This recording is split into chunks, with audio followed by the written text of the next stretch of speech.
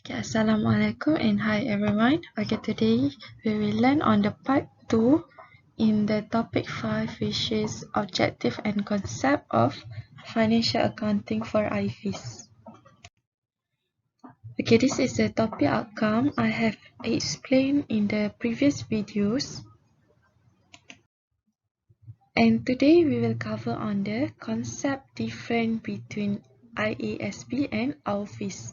So, IASB is on the conventional bank and IFI for the Islamic bank.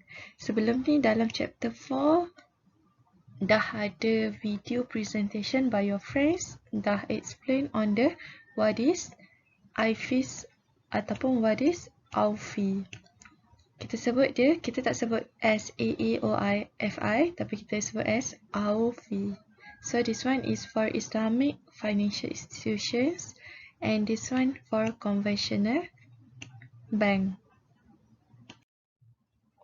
Okay, so we want to learn what is the differences, or we want to know the comparison between IFI standard and IASB standard for conventional and for Islamic financial institutions. Apa dia? So, kita nak tahu comparison. First, kita akan compare on their structure objective, their categories of accounting standard untuk Islamic financial institutions, and the example of main difference dalam IFI standard and IFRS. Okay, this is the objective. As you also can refer the slide that I have give to you. So I have mentioned what is the objective for IFRS ataupun kita boleh juga panggil as IASB. So IFRS is Financial Reporting Standard.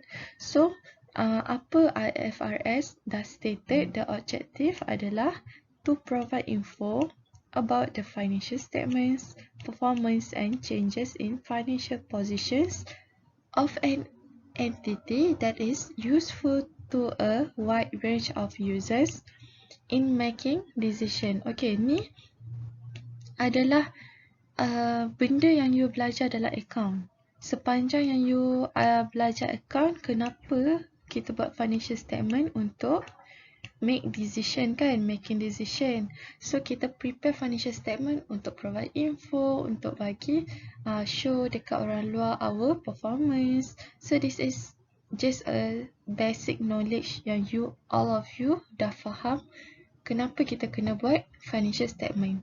So this one the objective of IFRS, ataupun kita boleh call as conventional bank. Kenapa dia orang buat IFRS?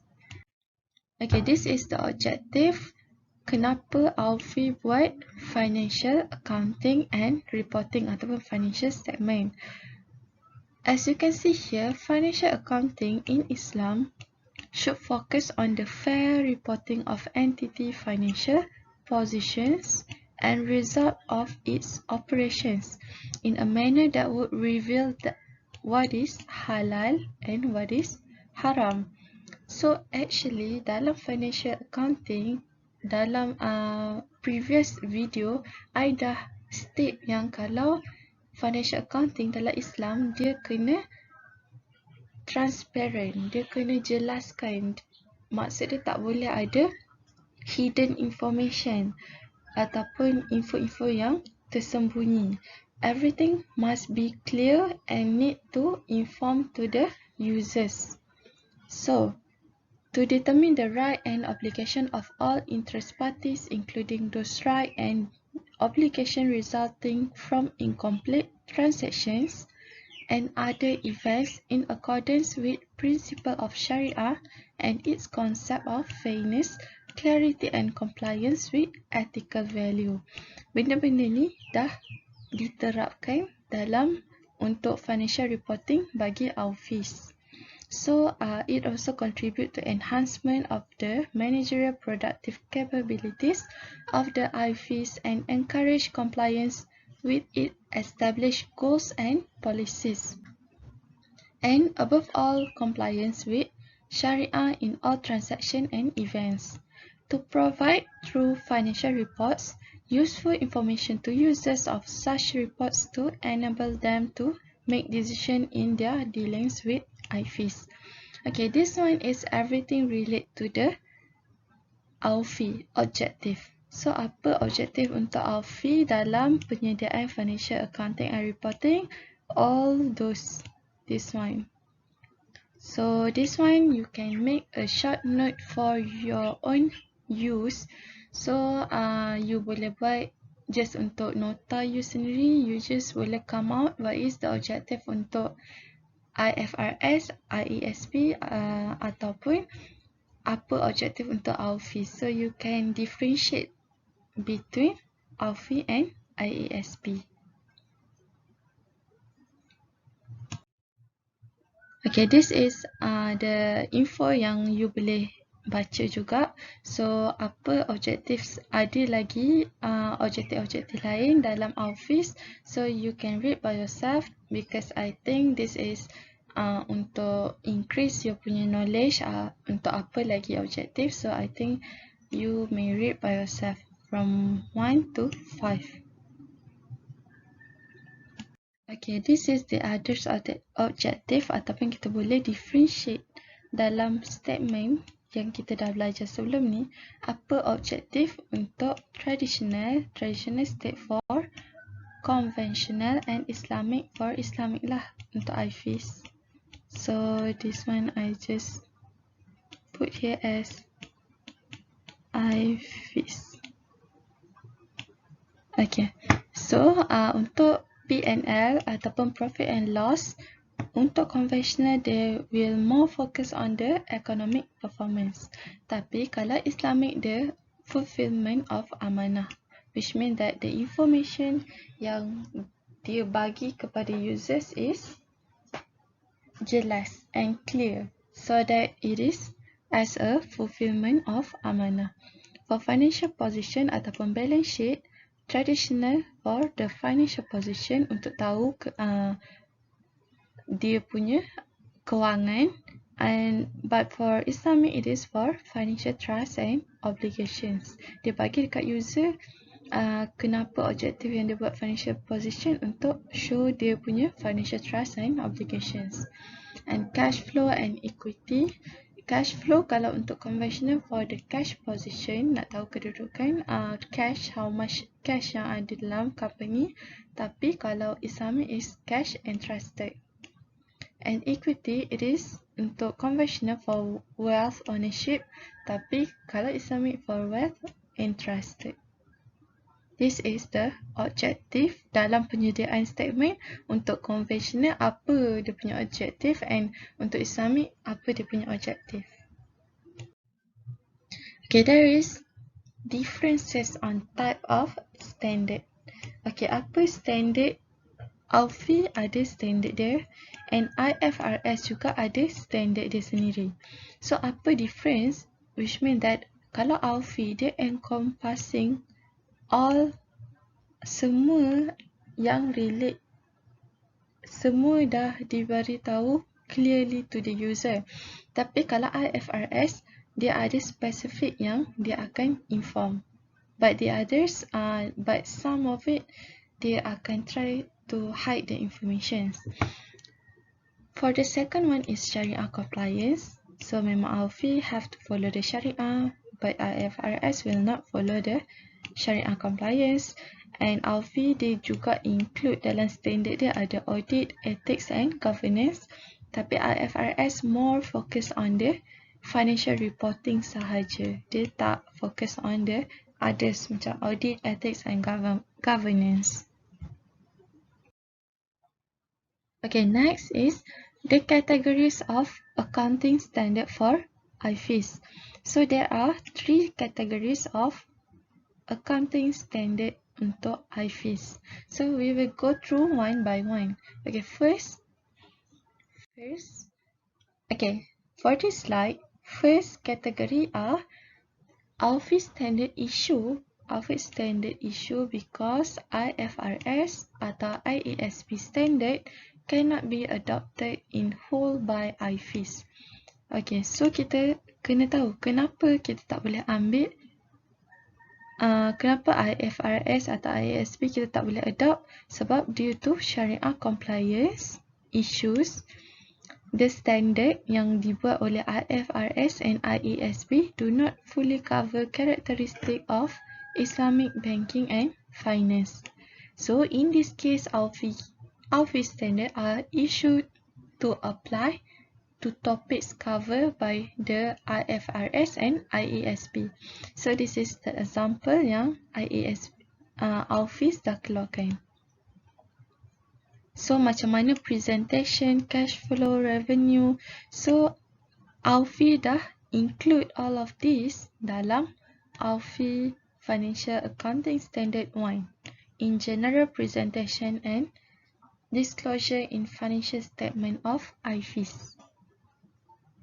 The second one, the category are IFI standard issue for specific Islamic and finance practice not covered by IFRS and IASB standard. So apa yang IFI standard issue for specific Islamic banking and finance practice adalah IFI standard are issued to apply to the topics not covered by IFRS and IASB standard, which means that, for example, this one, IFI Financial Accounting Standard 2, dia ada include the murabahah and murabahah to purchase order, and Financial Accounting Standard 7, salam and parallel salam. So benda-benda ni tak include dalam IFRS. So IFI dah keluarkan satu standard yang cover on this topic. Okay, the third one is IFRS and IASB standard that can be adopted by IFIs. Okay, this one can be adopted. So standard ni do not give rise to Sharia compliance issue. So therefore, IFI does not issue equivalent standard. So dia tak keluarkan standard baru, dia pakai je apa IFRS and IASB standard dah buat, so that IFIs adopt IFI standard are allowed to also follow other standard if there are no equivalent IFI standard. So macam IAS 10, so this one have been implemented ataupun dah di-adopted by the IFIs sebab dia tak melanggar syariah, and then it's not something yang IFI ada issues arise on that matter. So dia boleh je pakai standard yang dah ada dalam IFRS atau IASB. Okay, so this is the MASB dah keluarkan untuk FRSI untuk Islamic 1. It have been supervised by BNM. The scope of 3.3 applied to all financial institutions that undertake Islamic banking activities. So the 3.3 specifies a complete set of financial statements including balance sheets, income statement, statement of changes in equity, cash flow statement, accounting policies, and explanatory notes. Okay, dalam MASB 3.3 recommend voluntary additional disclosure. So apa additional disclosure yang dia kena include dalam dia punya financial statement adalah factors determining performance, including changes in environment, its response to those changes, investment policies, and source of funding policy and gearing, and its risk management policies, IFI strength and resources whose value is not reflected in balance sheets, environmental report, and value-added statement, which mean that, for example, zakat and card, and Sharia advisors and going concern. All of these have been put in the additional disclosure dalam MASB 33. And this one also should be clear by providing. Okay, sebab bila kita belajar dalam Islamic accounting, kita kena dalam video part 1 saya dah berkali ulang kata dalam financial accounting untuk Islamic, it must be clear, it must be transparent, it must be clarify, so everything have been clear by the user. So dalam MASB 33 prescribed financial statement from IFIs should be clear by provide the name of IFI, individual or group financial statement presented, period covered by financial statement, reporting currency, level of precision used in the presentation figure in financial statement. This one must be included because it is a requirement dalam Islamic accounting, it must be clear. Okay, this is a guideline on the specimen report GP81 ataupun GP8I, guideline on the specimen report on financial statement for licensed Islamic bank. So it is issued by BNM to Islamic bank in August 2003. It is a set minimum requirement for presentation and disclosure of a report and financial statement of Islamic bank. It is adopted by Islamic bank for annual accounts since 2004. The objective of this guideline is to provide basis of presentations and disclosure of report and financial statement of Islamic bank. It is to ensure consistency and comparability of financial statement report among Islamic bank. So this is just a guideline untuk specimen report and financial statement for licensed Islamic bank. Okay, I think that's all for our class today, and thank you for watching. And I will post the third videos so that the videos part 3 on the example of the differences between office and conventional bank.